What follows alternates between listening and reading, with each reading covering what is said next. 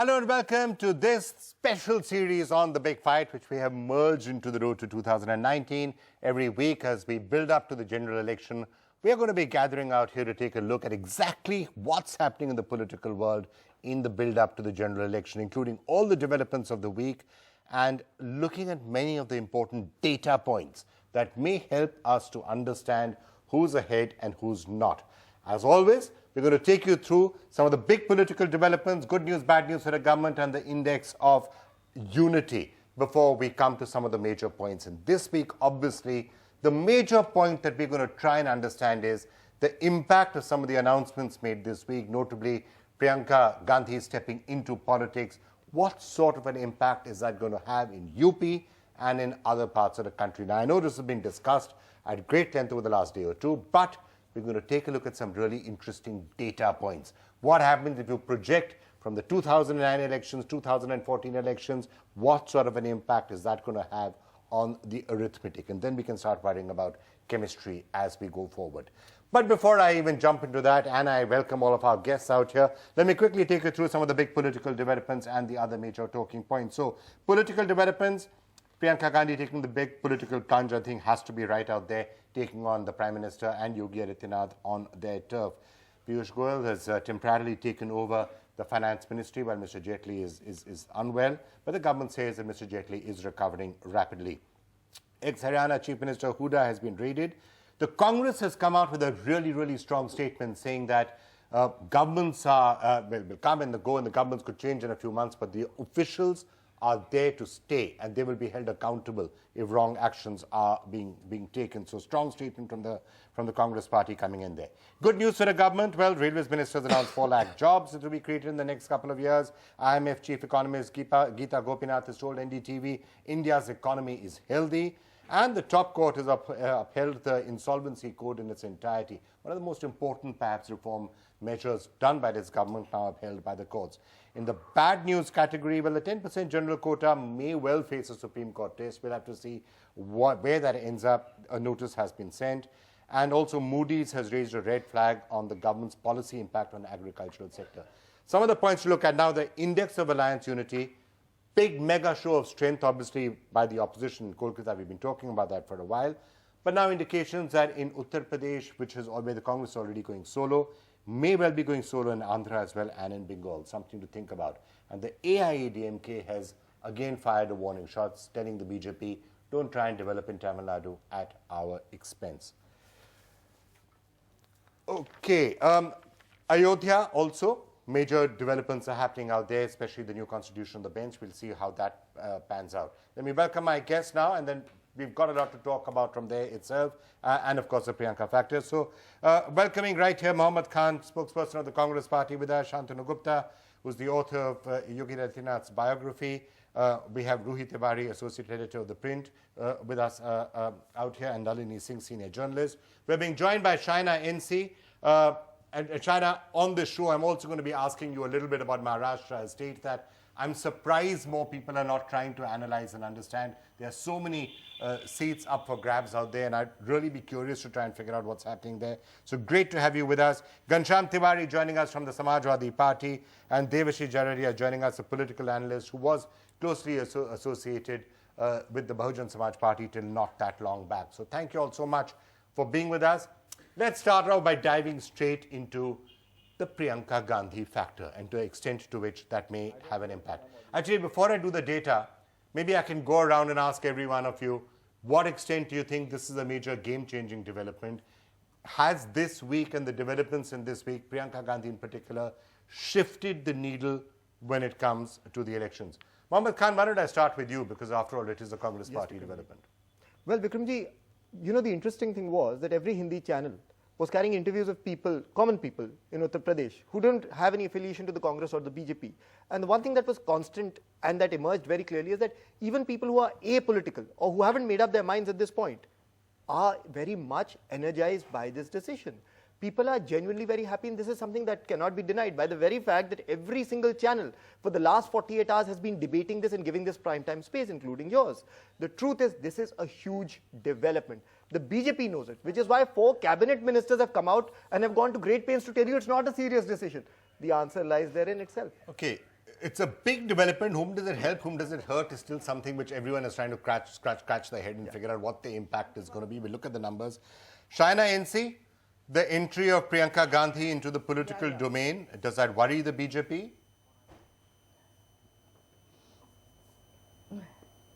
First, for starters, let me please say welcome to Priyanka Gandhi, not just as a leader per se for the Congress party, but as a woman leader in the field of politics.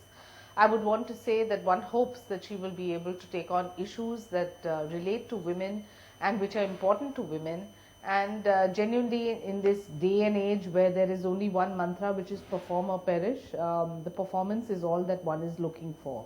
Having said that, are we insecure? Absolutely not, because we have the most charismatic, hard-working leader in Prime Minister Modi, who has delivered on the ground on his stability, good governance, policies that have percolated down to the poorest of poor. As far as the Congress party is concerned, obviously they cannot see beyond a particular family, but that is their internal issue, so I really don't want to comment on that. There have been lots of comments, some of which have been negative, some of which have been positive, but I would only want to say that if you are here to work for the people of this country, it is the people who will decide what your future is. So if you're going to believe that just by having a particular lineage that you're going to win, I think gone are those days. This is really a very competitive field and a competitive time in politics where people want to know what they're in for. Are there holy alliances, unholy alliances? Where is the stability coming from? Who are the options of leadership? All these are the facts which are important because people have moved beyond caste, creed, culture. Right. People are voting on the basis of development, and that is testimony to the results of the BJP in the UP Assembly elections where we crossed 300 plus. Okay. So I'm going to look at that data, Shaina, in a couple of minutes. Is that which... I'm going to look at that data, Shaina, as I said, in a couple of minutes because we should look at the data and see a lot has changed in UP since 2017, not least the coming together of the SP and the BSP. So we should look at the data and see what the probable starting point at this present position is in these elections. But Ghanshyam Tiwari from the Samajwadi Party, why don't I get you in? Your take on this and the fact that the Congress Party has come in with two fairly strong, prominent leaders, both in Western UP and in Eastern UP. Jyotiraditya Scindia, of course, is no stranger to politics. He's just had a fairly major success in Madhya Pradesh. Now he's there in Western UP, and Priyanka Gandhi coming into Eastern UP. Does this make the Samajwadi Party and the Bahujan Samaj Party think a little bit? Perhaps you should have considered getting the Congress in. Perhaps you may still consider getting the Congress in.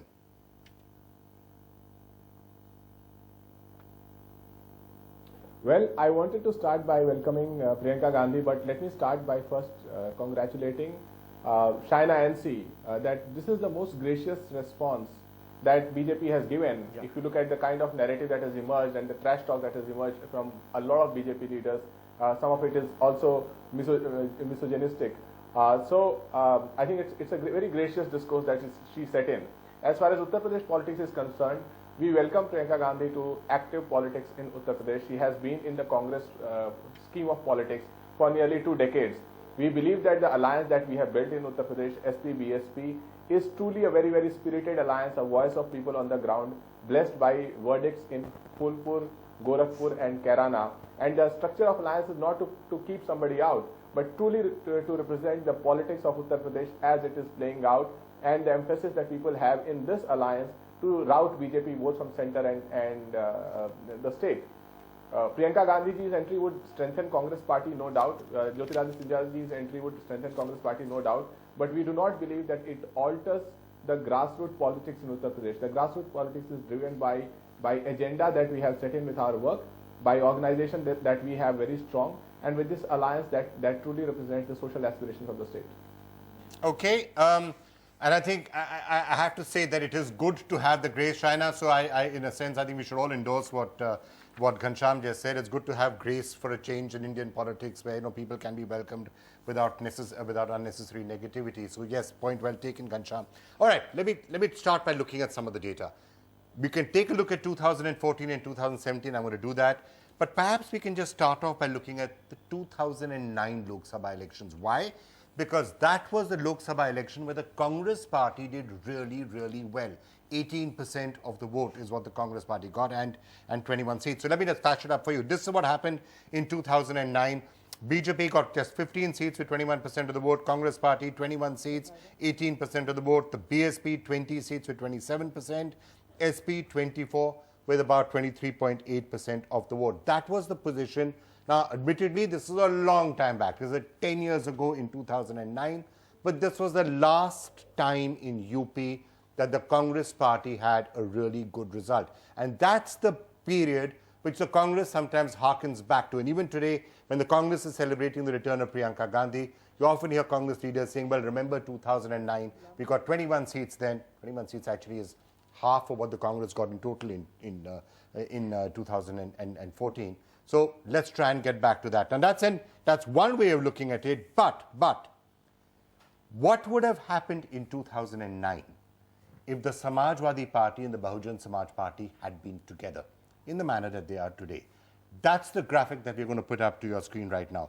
If the SP and the BSP had been together in 2009, this would be the result. The BJP would have got 6 seats in 2009, down from 15 to 6. The Congress party would have been at 9 seats, down from 15 to 9. And the SP and the BSP together would have got 65 seats. So 44 together in 2009, up to about 65. That roughly is the way the maths would have worked out way back in 2009. And I guess one of the questions that will be asked by all of these people is, as you see the present caste breakups that you have in Uttar Pradesh, upper caste 16%, OBC 43%, SC 21, Muslims 19 and others 1, which way will those swing? Is 2009 the math that I was doing, is that going to be replicated or something completely different? David, I'm actually going to turn to the political analysts a little bit and just get their take on that. So if you look at 2009, and we can repeat that same analysis with 2004 and 2014 and 17, even in 2009, a time when the Congress party did really well, if the SP and the BSP had been together, they would have swept the election. That's true. I think that keeping that in mind, Vikram, we must not lose track of one thing, that you're talking about Priyanka Gandhi today, and I will come back to your statistics. But you know, there are 5 Gandhis in Uttar Pradesh. 2 of them are in the BJP. So why are we actually just saying about all the one time? Of those 2, there is a lot of interesting speculation and murmuring and rumors taking place in what is sometimes called you know, Lutyens' for the Delhi. moment, but you can't deny that there are 5 in Uttar Pradesh, I said, and 2 of the BJP as we are talking today. Now, and anything can happen, and he's a cerebral Gandhi, and I'm not saying the others are not, but he's, you know, just written this huge rural manifesto of 1,200 pages. So I'm just saying that you are saying that SP, BSP in 2009 would have got 65 seats. I just want to make one thing, and I don't want to be a party spoiler for the Congress party, but since 1984, they have, except for 2009, they've been between 5 and 15. They've really not crossed 15 except in 2009. So one also has to take that arc. And 84 was after Mrs. Gandhi's assassination, in which they got 83 out of 85 because Uttarakhand was part of them. Yeah, and 84 is a long time back. 84 is a long time back, but if we are looking at, you know, in today's cyber world, 10 years is also a long time ago, I guess. But yeah. But I would say that BSP and SP does sound a winning combination. But Priyanka Gandhi had brought Akhilesh and Rahul together. It is alleged that she was really very dynamic in that bringing the 2 together. Now the real litmus test is going to be: is she going to be able to prevail upon Akhilesh plus Mayawati, or I should say Mayawati ji plus Akhilesh, to do something, make some sort of understanding happen. Okay. In which case, all of this is going to be BSP plus SP advantage and then Congress advantage. So, Devashish, let me just get you in on that point, because you know the way the BSP's thought process, sometimes works. Is it possible that with the Congress party looking stronger, a lot of what we are seeing right now is just jockeying? The Congress party saying, well, actually, we're not as weak in UP as you think you are. And the BSP saying, fine, okay, we get that now. How much are you going to give to us in Madhya Pradesh and Rajasthan? It's still early days. So there's still preliminary jockeying that's taking place. And you might well have a situation, which could be a nightmare situation for the BJP, that all of them actually get together. No, it's a positive change. It's a positive change in Uttar Pradesh. BSP and SP coming together. It's a powerful combination. It's a powerful combination on a perception level as on a ground level. But with the entry of Priyanka Gandhi and getting Sindhia ji in the Western UP, it generally builds up a perception for Congress also.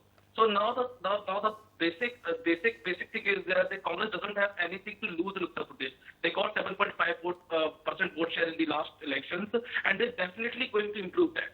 Another thing that when BSP and SP are sharing 38 seats each, they have lacunas in other 38 seats where BSP and SP are not contesting. And on every seat there are several candidates who are aspiring for the ticket. And these candidates are very powerful. These candidates are very crucial, and some of them are in contact with Congress also. I have been speaking with these people. Another major factor here is the aspirational voter. See, with the upcoming in 2014, we have seen Narendra Modi was looking for aspirational voters. Priyanka Gandhi puts a very good that space, that charisma, which can attract the aspirational voters.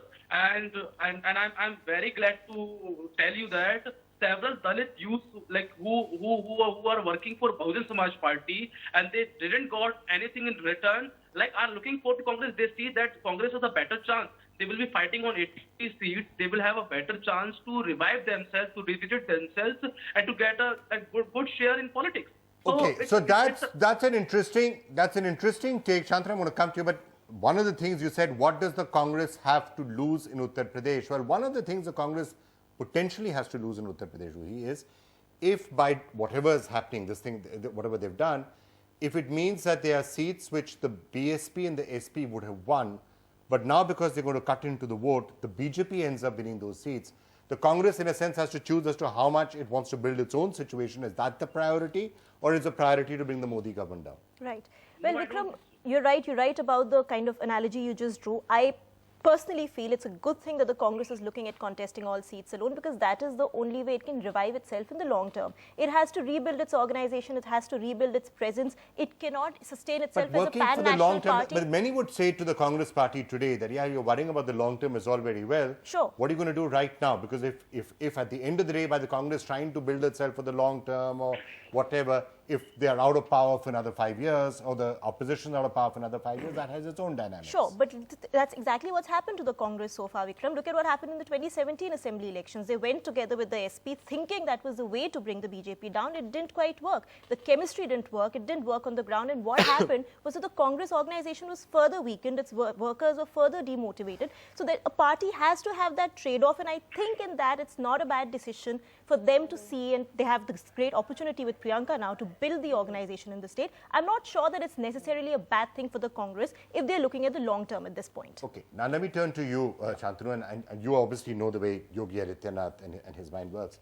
One of the views is that Priyanka Gandhi in eastern UP, perhaps challenging the Prime Minister, who knows, in Varanasi, that's where indeed he contests. But certainly this is the Yogi Modi, which should be the other way around, I guess, Modi Yogi area, and their territory, Varanasi, Gorakhpur, both coming in here, is part of the impact of this to try and tie them down a little bit, or do you think they won't be particularly fast? See, Vikram, I see Priyanka as one more dynast coming into politics or flirting with politics again. She's tried various times. In 2012, when she campaigned rigorously in Raebareli and Amethi, they lost all assembly seats in Raebareli and just 1-2 in Amethi. So she does not have a amazing track record. Out of the 80 districts or 75 Lok Sabha seats or 403 assembly seats, I don't know how many she knows has she ever visited. She can do this electoral tourism, but that's about it. When you're adding SP, BSP 65, so the 2 plus 2 doesn't become 4. The vote is, we are assuming the vote will transfer. That's not easy, because the cadres of SP and BSP are fighting rigorously against each other from last 20 years. So the vote will not transfer easily. So if you're adding up to just 2 plus 2, 4, that's not going to happen. And one more factor that's added after 2019 is Modi Shah factor, which was not there in 2009. And if you see the 2014 electoral percentage, they're totally different. SP, BSP together were 42.1 and lesser than BJP and Apna Dal, which is 43.6. So even in 2014, in SP and BSP could have come together.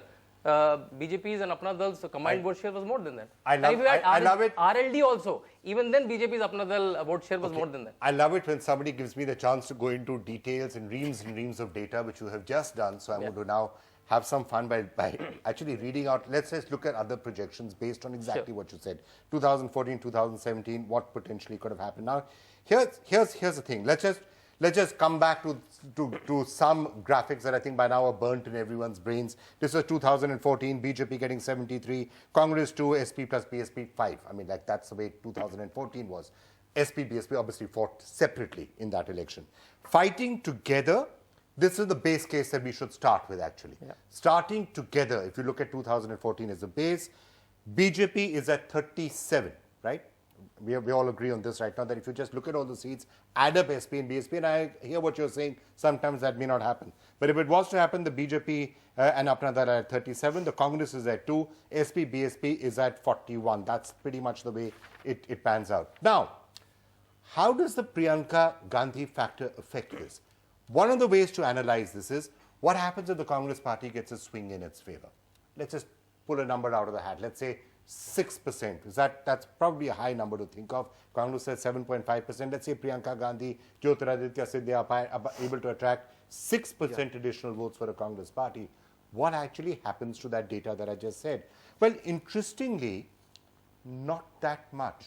Not that much. Because in that scenario where the Congress gets 6% swing in its favor, and assuming it's drawn from everybody in a roughly equal manner, then the BJP goes to 35 from 37, which was 73 was 2014, 37 is SP, BSP together.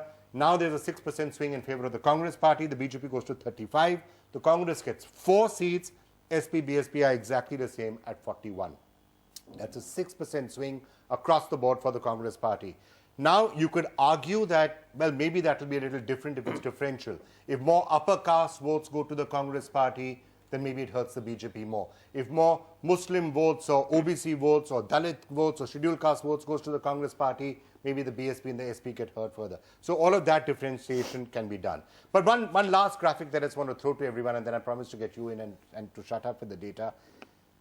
Of course, the biggest game changer of them all is if you have a situation where the BSP and the SP and the Congress come together along with the RLD. Because just about any way that you look at the data with that, short of another substantial swing in favor of the BJP, which is unlikely because 2014 was a swing, you're seeing the BJP virtually single digits is the sort of scenario that the maths is throwing up.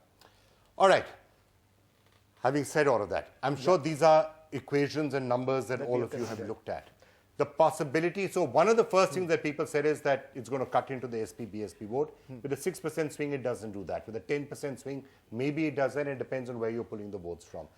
Is there going to be either a formal alliance at some point? Is that the thing to push for? Or, in other theory, maybe it won't be a formal alliance. Maybe there'll be friendly fights. That there'll be certain seats, especially urban seats, where SP and BSP will say, well, actually, you know, Congress has a decent chance of winning them. We will put weak candidates or vote Katua candidates and allow the Congress to win. And you'll do the other favor to them in the rest of the state. So, Vikram ji, मैं बस 3 बातें आपके सामने रखना चाहता हूँ. सबसे पहले तो ये, मैं पहले भी बोल चुका हूँ आपके डिबेट पे कि राजनीति गणित नहीं होती. It's not just mathematics. If it was, then the results of 2017 would have been very different. We did this math on certain assumptions at that point of time as well, and those assumptions were not correct. SP, BSP were never adding up to No, I'm saying SP plus Congress at that time. So therefore, I completely I'm saying SP and Congress would have never added up to the same sort of an impact that SP, So let me BSP say something does. else. I believe the fundamental area of concern with your data and presentation is the following, that if we take these numbers, then we are assuming that nothing has changed between 14, 17 and now. There has been a massive shift in terms of voter sentiment. We've done our own surveys on the ground, which peg us at anywhere between 22 to 27%. If Priyanka ji comes in at this point, and let's take your number, let's reduce the number of 7% to 5%. That 5% moving away from the BJP and the Mahagathbandhan puts the Congress in the pole position. So the mathematics can be put out in many, many ways. But I'll conclude by saying this. देखिए 2019 का चुनाव ना, why is it difficult for the BJP? For 2 reasons. First, they're facing a challenger who is on an upwards trajectory. That is Rahul ji. He's won 4 elections against them. They fear him the most. And number 2, they're fighting against the Narendra Modi of 2014. Because people, all these voters, are going to hold up the promises he made back then and hold him to account. Okay, That is the biggest thing about this election. Shaina, let me just get you in on that point. When you heard all the data that I was putting out. Were many in the BJP saying actually it's good for us if the Congress does become slightly stronger in Uttar Pradesh because of the possibility it could disrupt what is a formidable challenge in the form of the SP and the BSP. That same equation could happen elsewhere. I mean, the Tina factor was one of the major reasons in the splitting of the opposition vote was one of the major reasons why the Congress used to win in the 50s and the 60s, maybe even the 70s. That same factor presumably is something the BJP is hoping for now.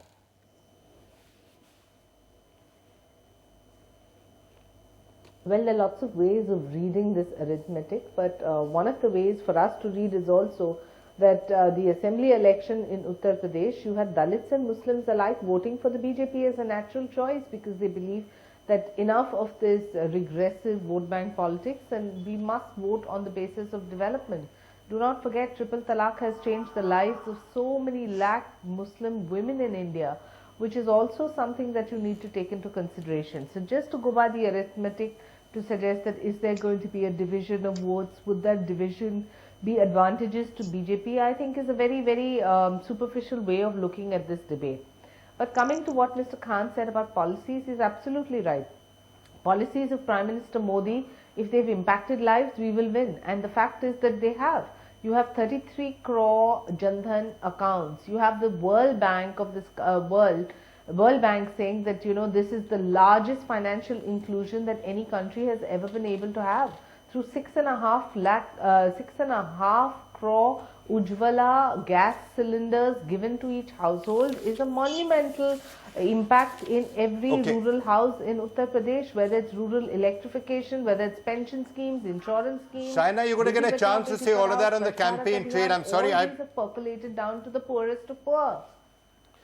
We'll see. Okay, so you're right. Look, all of that will affect swings and whether somebody thinks the government is doing well or not. Right now, at this stage, as alliances are being cobbled up, it sometimes becomes about the arithmetic. Shaina, I know you have to leave us. I just want to ask you one question. Just digressing away from UP for a couple of minutes.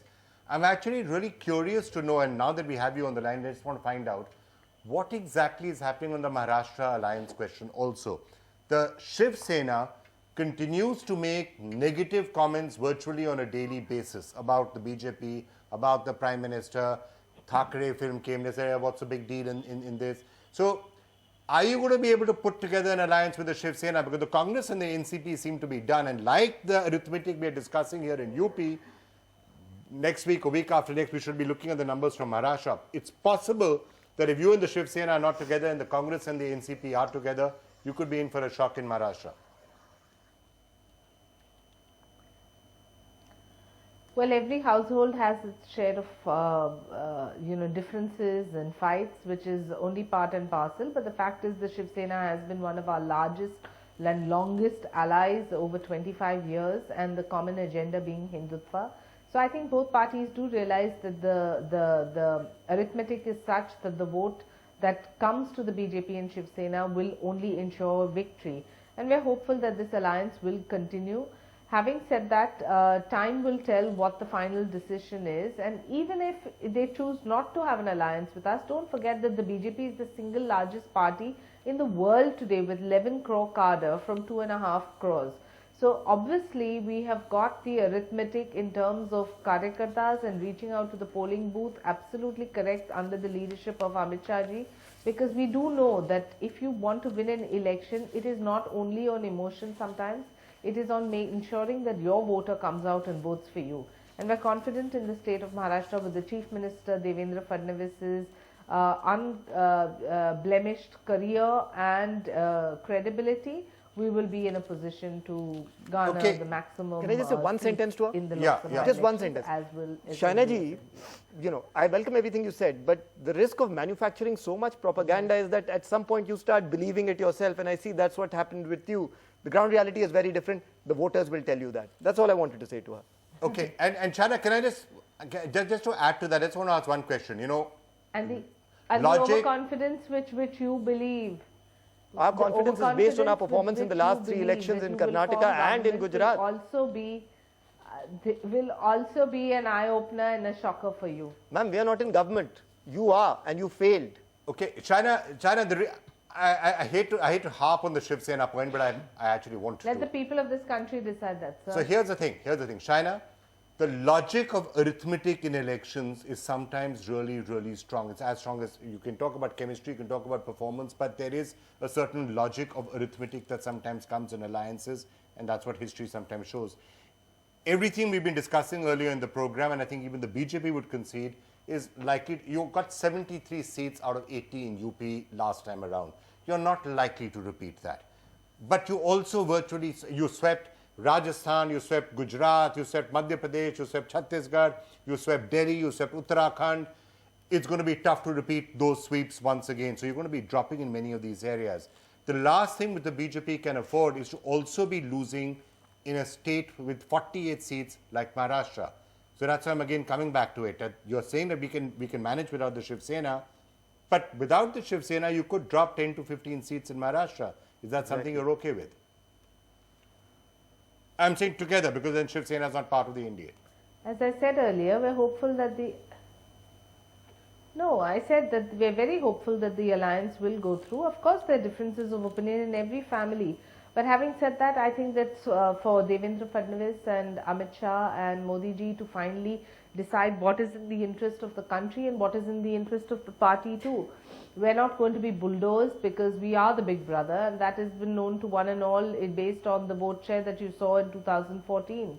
And the fact that we have 123 MLAs and they have only 60 shows you that we are double.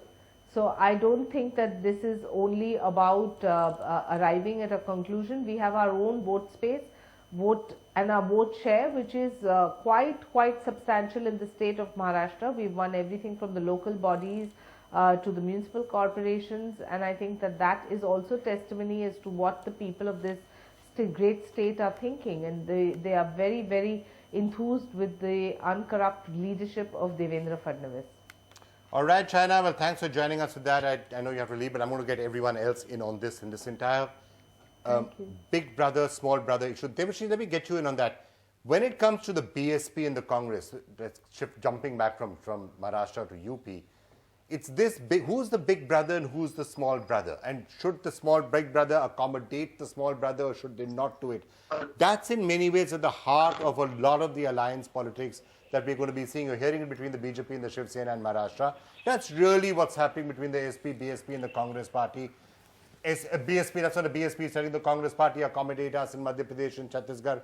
We'll accommodate you in Uttar Pradesh because we are the big brother here and you're the big brother there.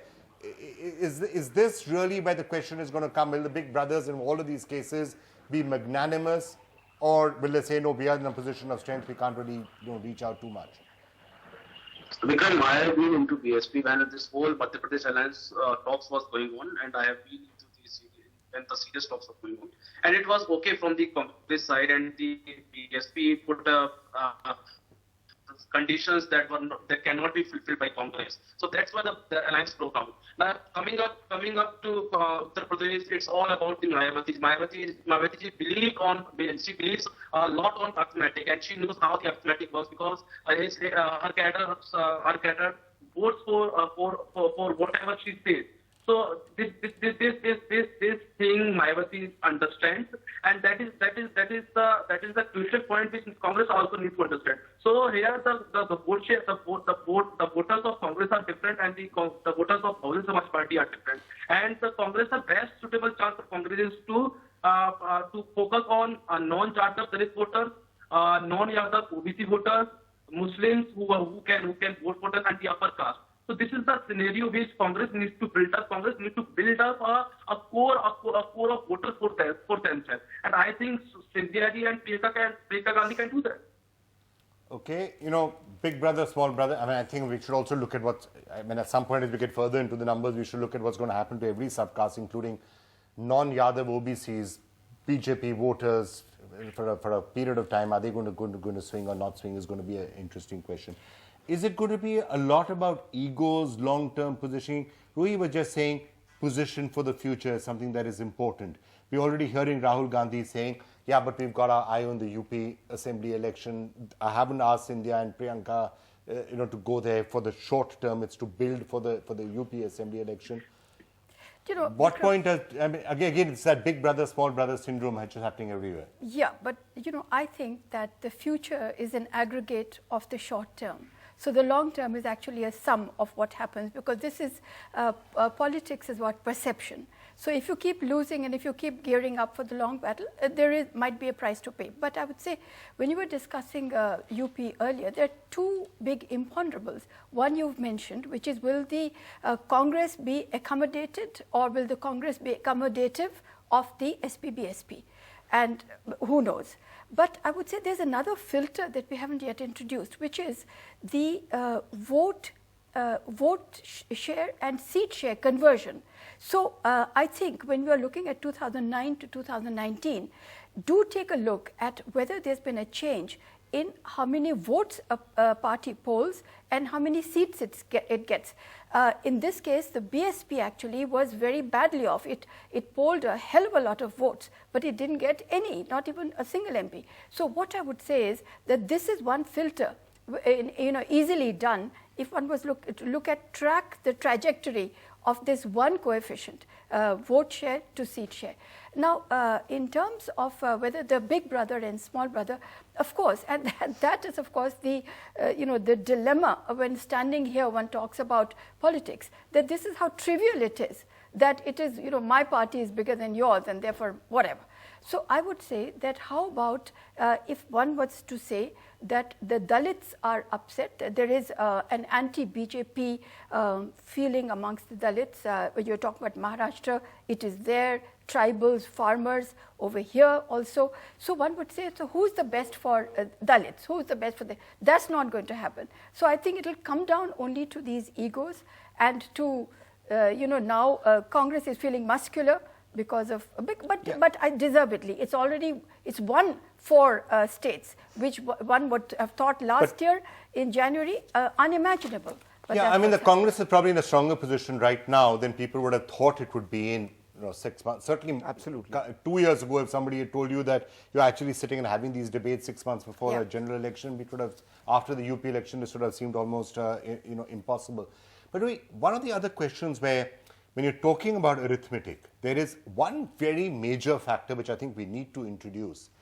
It's all very well to add numbers, on an Excel spreadsheet and say, well, this is the way it actually adds up. That's not typically the way it works on the ground, because what you may have is, you could have a situation where the BSP is transferring votes, but a Samajwadi Party is not. Sure. You may be having a situation where, in certain areas, the BSP will say, okay, the cadre will say, we'd rather support a Congress candidate than support a BSP candidate, or vice versa. So all of these are, or maybe we just go across to the BJP, who knows, instead of coming to either of them. This is a possibility that could happen right now, and because both the SP and the BSP are going to be effectively giving up 35 to 40 of their seats to the alliance, it means that their cadre in those areas where they don't get the ticket, who knows what their response is going to be. Of course. See, we've seen very big alliances go very wrong, whether it's the Congress SP in 2017 or the West Bengal alliance. So these alliances can always go wrong, as you very correctly pointed out, and I'm a firm believer of this. Arithmetic is just a part of elections. There's so much chemistry involved. There's so much more involved in terms of how situation develops on the ground and how the voters react to an alliance, which we still don't know. I mean, we can add up all the numbers from the past 10 years, but we don't know what the voter on the ground is thinking. So there is a lot to an election besides just numbers, and that is something I think somewhere the BJP leadership has mastered in a way. They've understood the balance between this mad personality-driven politics and trying to get the numbers. This is something which the opposition, which includes the Congress and SP, BSP in this case, in UP, have to counter and have to also bring that balance. Instead of just relying on arithmetic, they have to have a narrative which they sell to the voter, which is not just about the numbers they bring or about the anti-Modi sentiment they bring, but something that they have to offer to the voter. That's an interesting take. I'm going to come to Mohammed Khanda. Devashi, just wanted to ask you on this entire question of how the alliance is likely to work well on the ground. In a situation where, let's say, there's the Congress also fighting, it's not exactly three-cornered, but the Congress is there. Maybe with Jyotiraditya Scindia, Priyanka Gandhi, it's not 7.5% party, it's 12%, 15%. Go back to 2019, even 18% party. How does the transfer of votes really happen between the SP and the BSP? Historically, of course, the BSP has been the best at transferring. Is that going to happen this time also? Because right now, as far as I know on the ground, there is the vote transfer would take place. but it would not be a 100% vote transfer, and it would not be a blind vote transfer. I tell you why. मैंने काफी लोगों से बात की है, काफी candidate से बात की है, काफी कार्यकर्ताओं से बात की है जो सपा के भी हैं, बसपा के। वो कहते हैं कि अगर हमारी सीट सपा के पास जा रही है तो हम ऐसी आंख बंद करके किसी को वोट नहीं दे देंगे। And this is the same with the BSP voters also and with the SP voter also. So the candidate selection is a very crucial matter here. And I'll tell you what, Bahujan Samaj Party, and I don't know much about the Samajwadi Party. In Bahujan Samaj Party, the candidate selection is upon the sentiments of Mayawati ji. She's all there to decide that who's going to be the ticket holder. So ये जो ticket share है और कांग्रेस को उसी पे ध्यान देना पड़ेगा। कांग्रेस अगर ये ध्यान देती है कि अगर ऐसे व्यक्ति को टिकट मिल रहा है जिसको सपा का वोट ट्रांसफर नहीं होगा या बसपा का ट्रांसफर नहीं होगा, उसके लिए एक मजबूत कैंडिडेट अगर वो उतारते हैं तो ये नैरेटिव होता है जो बैलेंस है और जो अर्थमेटिक है, it can be changed. Yes, but for the Congress Party, before I come to Chandra, for the Congress Party, I guess there will be two questions that will be asked.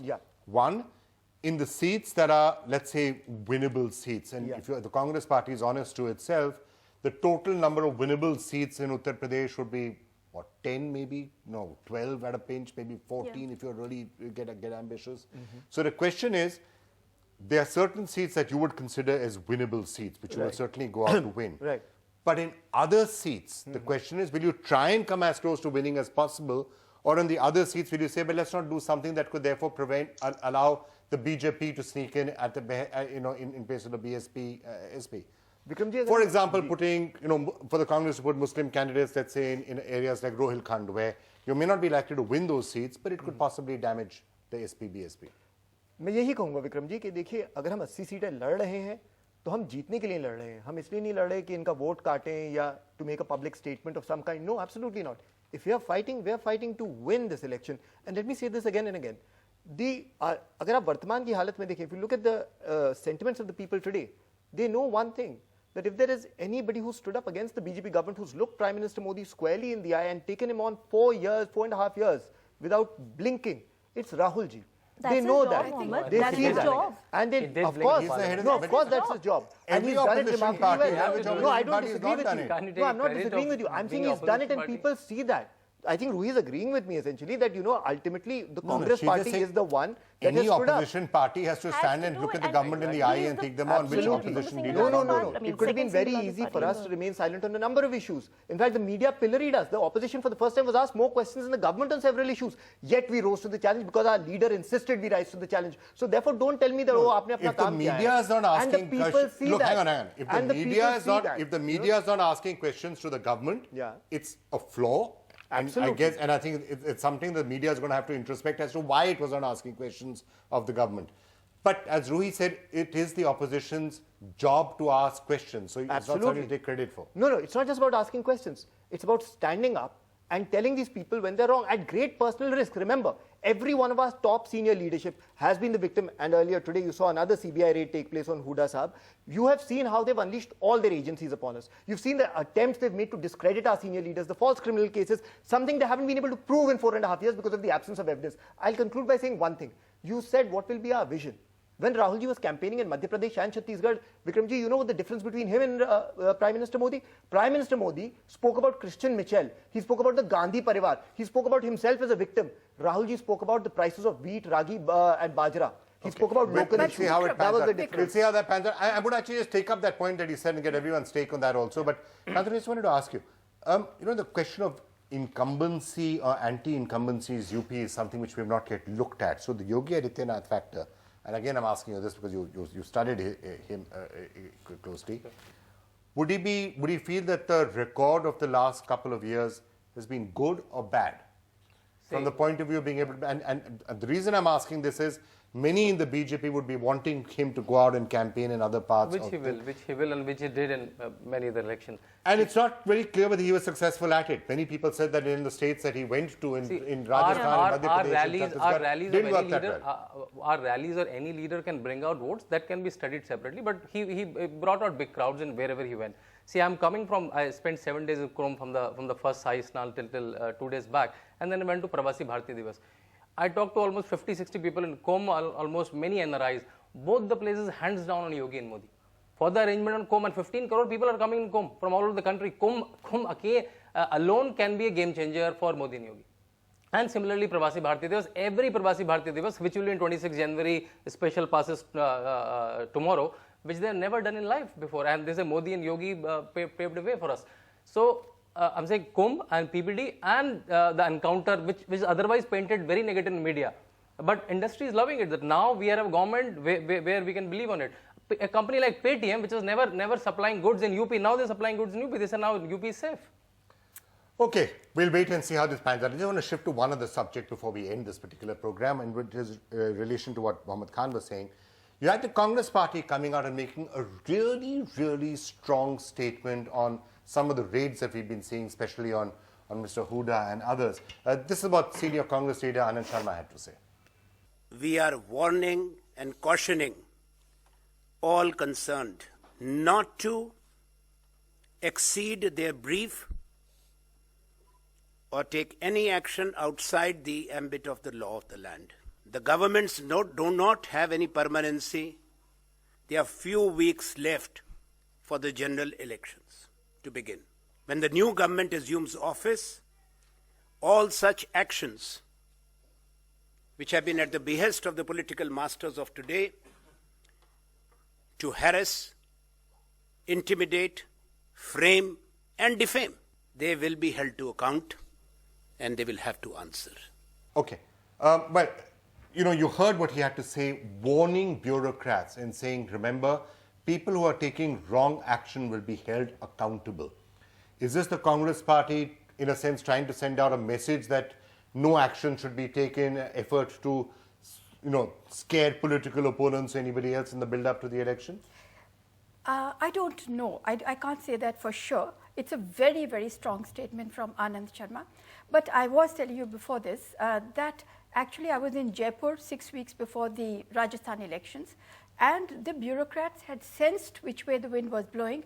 They had already decamped, and they were no longer prosecuting in a way, going out of their way to, to slash and burn the other side. So I would say that bureaucrats themselves are cautious, and I cannot expect just now that they will be. Actually, Piyush Goyal has said something very important today. He addressed something on the Central Board of Indirect Taxes, and he said, please be consumer friendly.